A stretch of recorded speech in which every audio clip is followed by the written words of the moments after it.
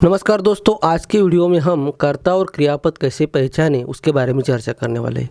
जो unseen passage होता है या तो सीन पैसेज होता है संस्कृत में, उसमें कर्ता पहचानो, क्रियापद पहचानो, इस तरह के क्वेश्चंस आते हैं और बहुत ही ये टॉपिक इम्पोर्टेंट है। तो चलिए इसे थोड़ा सा समझ लेते हैं। तो सबसे पहले हम एक सेंटेंस देखते हैं और सेंटेंस देखने से पहले आपको कुछ नियम पता होने चाहिए। बहुत सिंपल तरीके से मैं आपको बताने वाला हूँ, जिससे मैं आशा करता हूँ कि आपको समझ में आए। तो कर्ता कैसे पहचानना है, हम इस वीडियो में कर्ता और क्रियापद दोनों पहचानने वाले हैं। तो उसकी मैं ट्रिक बताने वाला हूँ। हमेशा प्रथमा विभक्ति में रहता है, मतलब क्या है कि कर्ता हमेशा प्रथमा विभक्ति में रहता है। जो करता है मतलब सब्जेक्ट, क्रिया करने वाला, जो क्रिया करता है। अभी सेकेंड जो नियम है, जो क्रिया करता है उसे कर्ता कहते हैं। मगर जब हमें मीनिंग ही नहीं पता चलता है सेंटेंस का, तो पता ही नहीं चलता है कि इसमें कर्ता क्या है और क्रियापद क्या है, ऐसे कन्फ्यूजन होता है।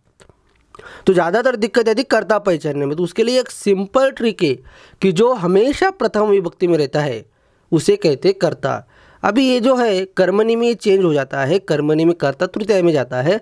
मगर आपको कर्मणि के बारे में ज़्यादा सोचने की ज़रूरत नहीं, क्योंकि एग्जाम में ज़्यादातर कर्तरी जो हम हमेशा सेंटेंस बनाते उसी के रिगार्डिंग क्वेश्चंस आते हैं। तो आप सिर्फ इतना भी ध्यान रखोगे, यदि आपकी डिमांड है तो उसके ऊपर मैं वीडियो बनाऊंगा। मगर जहाँ तक मैंने अभी तक देखा है 4-5 साल में, तो कर्मणि के आपको कोई कर्मणि का सेंटेंस देकर उसमें आपको इस तरह का क्वेश्चन नहीं पूछा जाता है कि इसमें कर्ता पहचानो, क्योंकि वो तो कन्फ्यूजन होता है और आपके लेवल के लिए इतना वो बहुत ही हाई लेवल का क्वेश्चन होता है। मगर ठीक है, जो सिंपल तरीका है वो मैं बता रहा हूँ आपको कि कर्ता हमेशा प्रथमा विभक्ति। तो इतना ध्यान रखना है कि जो सेंटेंस में जो भी प्रथमा विभक्ति में दिखेगा उसे आपको कर्ता समझना है। बहुत ही सिंपल, उसका मैं एग्जांपल भी देने वाला हूँ। और यदि आपको मीनिंग समझ में आ रहा है तो जो क्रिया करता है उसे कर्ता कहती है, तो पता ही है। ठीक है, क्रिया करने वाला, एक्शन करने वाला कर्ता है, सब्जेक्ट है। तो सिंपल तरीके से कैसे करना है वो हम उसकी चर्चा अभी हम कर रहे हैं। अब हम क्रियापद कैसे पहचान उसके बारे में चर्चा करेंगे। जो 5 लकारों में रहता है, क्रियापद पहचानने का सबसे आसान तरीका और बहुत ही सिंपल, आपको सिर्फ 5 लकार याद करने, वो आत्मनेपद हो या फिर परस्मै पद के हो। ज़्यादातर परस्मै पद के पूछे जाते हैं और आत्मनेपद का लट लकार या तो रूट लकार, जैसे सेवते, सेवेते, सेवंते, ये हुआ आत्मनेपद। तो कम से कम आपका आत्मनेपद का लट और लूट याद होना चाहिए। ज़्यादातर पूछे नहीं जाते, मगर यदि आप पूरे याद करोगे तो अच्छा है। मगर उसमें यदि आपको याद नहीं करना है तो लट लकार तो याद कीजिए, ठीक है। और परस्मै पद जो है, पठती, पठता, पठंती, इसके जो 5 लकार है पद धातु के, वो कम से कम याद होने चाहिए अच्छे तरीके से, तभी आप क्रियापद पहचान पाओगे। तो सिंपल क्रियापद पहचानने का सिंपल नियम क्या है कि जो 5 लकारों में रहेगा, बहुत ही सिंपल। ओके, 5, यदि आपने एक धातु याद कर लिया, कोई भी, जैसे पट याद किया या खाद याद, कोई भी याद कीजिए, उसके जैसा जो भी चलेगा वो होगा क्रियापद। तो आपको पहचानने में आसानी हो जाएगी। तो उसके कुछ एग्जाम्पल भी देखते हैं जिससे आपको पता चल जाएगा। जैसे देखिए, अहम अस्य रक्षक अस्मि। ओके, अभी सेंटेंस का मीनिंग है कि मैं इसका रक्षक हूँ, मगर आपको अभी मीनिंग पता नहीं चल रहा है। और क्वेश्चन क्या है, अत्र कर्तृपदम किम। देखिए, अभी इस क्वेश्चन को अलग अलग तरीके से पूछा जाता है, मगर आपको कर्तृपद पर ध्यान देना है। अत्र कर्तृपदम किम, आगे भी मैं उस अलग अलग तरीके से कैसे पूछा जाते उसके बारे में बताने वाला हूँ।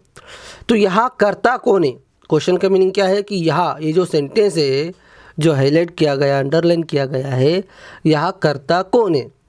तो हमारा सिंपल नियम क्या है कि जो प्रथमा विभक्ति में रहेगा वो रहेगा कर्ता। अभी आप यहाँ देखोगे कि रक्षः भी प्रथमा विभक्ति में है, ठीक है, और अहम भी प्रथमा विभक्ति में है, राइट। अहम भी प्रथमा विभक्ति में है और रक्षक भी प्रथमा विभक्ति में है। मगर हमें क्रियापद देखना है। क्रियापद भी अस्मि, जो 5 लकारों में चलता है वो होता है क्रियापद। जैसे अस्मि, देखो पठामि, तो मी आया है तो हुआ एक क्रियापद। तो अभी ये उत्तम पुरुष है, ओके। और उत्तम पुरुष का कर्ता कौन होता है, उसके लिए थोड़े बहुत आपको नियम पता होने चाहिए। और लर्न संस्कृत फ्रॉम बिगिनिंग, ये जो प्लेलिस्ट है उसमें कम से कम आप वो बिगिनिंग के जो वीडियो है उसे देख लीजिए, ठीक है। उत्तम पुरुष, प्रथम पुरुष, मध्यम पुरुष क्या होता है, कभी कभी इसके बारे में आपको पता होना चाहिए। इसके बारे में थोड़ी सी जानकारी आप ले लीजिए। तो ये जो मी है मतलब उत्तम पुरुष है। और सिंपल नियम क्या है उत्तम पुरुष का, जब भी उत्तम पुरुष रहेगा तब अहम आवाम ओयम रहेंगी। तो उत्तम पुरुष होने के कारण यहाँ आएगा अहम, ठीक है। तो यहाँ कर्ता कौन है, अहम है। अभी दूसरा एक सेंटेंस देखते हैं, जैसे सिद्धार्थः दृढ़तया अवदत् अत्र क्रियापदम किम अस्ति, कि यहाँ क्रियापद क्या है। तो सिंपल है, अभी आपको यहाँ 3 ऑप्शन दिए जाएंगे। तीनों में से आपको एक पहचानना है। तो सिंपल आपको ध्यान रखना है, जो 5 लकारों में चलता है उसे क्रियापद कहते हैं।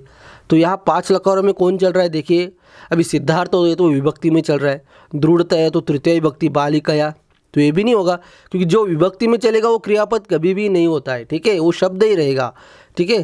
तो अवदत, अपठत, अखादत, चलो ये 5 लकारों में दिख रहा है तो ये हुआ क्रियापद। तो इसी तरह से आपको ध्यान देना है, जो 5 लकारों में चलेगा वो होगा क्रियापद। अभी दूसरा एक सेंटेंस लेते हैं, सम्मानम प्राप्नोति। अभी देखिए यहाँ मैंने जैसे कहा ना, अलग अलग तरीके से भी क्वेश्चन पूछते, सेम आपको यहाँ कर्तृपद ही पहचानना है, मगर थोड़ा सा अलग तरीके से उन्होंने क्वेश्चन पूछा है। अत्र मतलब यहाँ इस सेंटेंस में, प्राप्नोति, ये जो प्राप्नोति है इत्यस्य इसका कर्तृपदम सब्जेक्ट कर्ता किम, क्या है, किम अस्ति, ऐसे भी होता है। तो आप इसका मीनिंग याद रखोगे तो आपको बाकी भी जो क्वेश्चन है उसका मीनिंग पता चल जाएगा, ठीक है। तो कर्तृपद क्या है ऐसा पूछा है, तो कर्ता सब्जेक्ट क्या है और हमारा नेम क्या है, जो प्रथम विभक्ति में रहेगा वो रहेगा हमारा कर्ता। तो इसमें प्रथम विभक्ति में क्या है, सह। अभी सर्वनाम भी कर्ता रहता है तो सर्वनाम भी आपको याद होने चाहिए, ठीक है। तत् सर्वनाम, ये तत् सर्वनाम या किम सर्वनाम, ये जो है प्रश्नवाचक, ऐसे अलग अलग 2-3 सर्वनाम कम से कम आपके याद चाहिए, ठीक है। तो इस तरह से सह हुआ कर्ता, ठीक है, जो प्रथम विभक्ति में रहेगा वो होगा कर्ता। और दूसरी बात प्राप्नोति, देखिए अभी क्रियापद है, आपको तो पता चल गया कि ये 5 लकारों में दिख रहा है आपको, लट लकार में प्राप्नोति, तिये पठति ति, तो ये हुआ क्रियापद। तो अभी आप देखोगे ये एक वचन है तो कर्ता भी एक वचन में रहेगा। एक सिंपल नियम आपको मैं बताता हूँ कि यदि क्रियापद एक वचन में है तो कर्ता भी एक वचन में रहता है, ठीक है। तो यहाँ प्राप्नोति एक वचन में तो उसका कर्ता भी एक वचन में ही रहेगा। तो यहाँ एक वचन, अभी ये जो सेंटेंस ही छोटा है इसलिए आप तुरंत पहचान लोगे, बड़ा भी सेंटेंस है तो भी आपको ध्यान रखना है, ठीक है।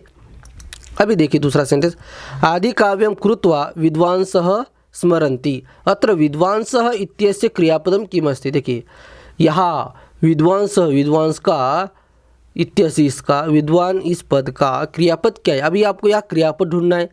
तो विद्वांस देखिए यहाँ, तो विद्वांस यदि देखोगे तो बहुवचन है, विद्वान शब्द है, विद्वान, विद्वांसौ, विद्वांसः बहुवचन है, तो इसका मतलब क्रियापद भी बहुवचन होना चाहिए। और क्रियापद कैसे पहचानोगे, जो 5 लकारों में अभी यहाँ देखिए, स्मरन्ति, ओके, पठति, पठतः, पठन्ति, तीतः, अन्ति, ठीक है।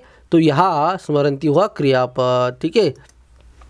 इसी तरह से आपको ध्यान रखा है और बाकी भी क्वेश्चन ऐसे ही आते हैं, तो बस आपको इनका मीनिंग ध्यान रखना है। और क्रियापद और कर्ता कैसे पहचानते, इसका सिंपल नेम आप याद करके रखिए तो आपका काम आसान हो जाएगा। तो आज के लिए इतना ही, धन्यवाद।